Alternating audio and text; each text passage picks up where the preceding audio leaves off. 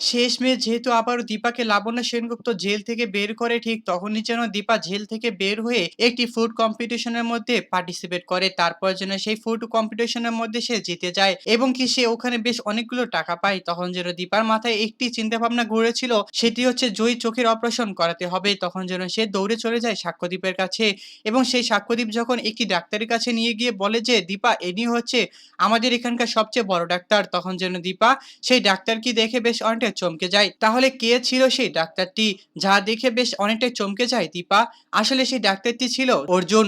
হ্যাঁ, সেই অর্জুন, ছোটবেলার অর্জুন, সোনারূপাকে যে নিজের বাবার পরিচয়টা দিত, সেই অর্জুনের সঙ্গে আবারও দেখা হয়ে গিয়েছে দীপার। আসলে অর্জুন কিন্তু এখন অনেকটাই পরিবর্তন হয়ে গিয়েছে, কেননা দীপা যখন অর্জুনের লাইফ থেকে চলে যায়, ঠিক তারপর থেকে যেন অর্জুন বেশ অনেকটাই নিস্তব্ধ হয়ে গিয়েছে, যার কারণে সে দীপাকেও চিনতে অস্বীকার করে।